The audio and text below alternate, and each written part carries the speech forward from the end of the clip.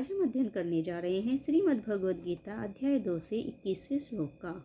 कल हमने 20वें श्लोक का अध्ययन किया था। आज हम अध्ययन करने जा रहे हैं 21वें श्लोक का। तो चलिए प्रारंभ करते हैं। हरे कृष्णा राधे राधे। वेदा विनाशिनं नित्यं य एनम् अजमव्ययम् कथं स पुरुषः पार्थकं घातयति हन्तिकम्। हे पार्थ, जो व्यक्ति यह जानता है कि आत्मा अविनाशी, अजन्मा, शाश्वत तथा अव्यय है, वह भला किसी को कैसे मार सकता है या मरवा सकता है।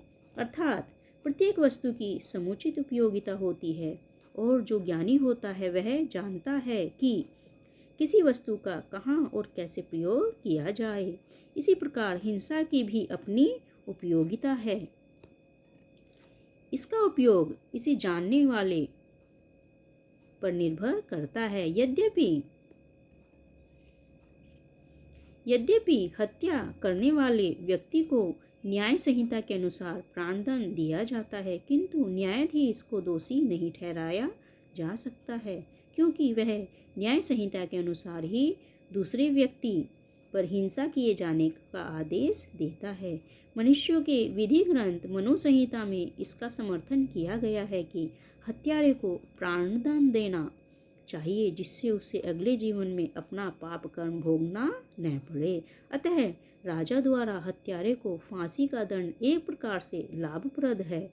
इसी प्रकार जब कृष्ण युद्ध करने का आदेश देते हैं तो यह समझना चाहिए कि हिंसा परम न्याय के लिए है, और इस तरह अर्जुन को इस आदेश का पालन यह समझकर करना चाहिए कि कृष्ण के लिए किया गया युद्ध हिंसा नहीं है, क्योंकि मनुष्य या दूसरे शब्दों में आत्मा को मारा नहीं जा सकता। अतः न्याय के हेतु तथाकथित हिंसा की अनुमति है। शल्य क्रिया का प्रयोजन रोगी को मारना नहीं, अपितु उसको स्वस्थ बनाना है। अतः कृष्ण के आदेश पर अर्जुन द्वारा किया जाने वाला युद्ध पूरे ज्ञान के साथ हो रहा है, उसमें पाप फल की संभावना नहीं है। तो इस प्रकार से इस श्लोक के अंदर क्या कहा गया है कि आत्मा अविनाशी है, अजन्मा है, शाश्वत है, अव्यय है, उसे कोई मार नहीं सकता और ना ही उसको मरवाया जा सकता है। तो अर्जुन को इसी का ज्ञान दिया जा रहा है। यह ज्ञान किसके द्वारा दिया जा रहा है? स्वयं भगवान श्री कृष्ण के द्वारा दिया जा रहा है।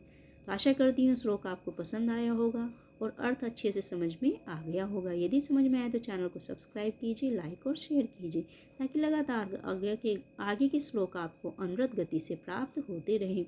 अंत में फिर से एक बार हरे कृष्णा राधे राधे।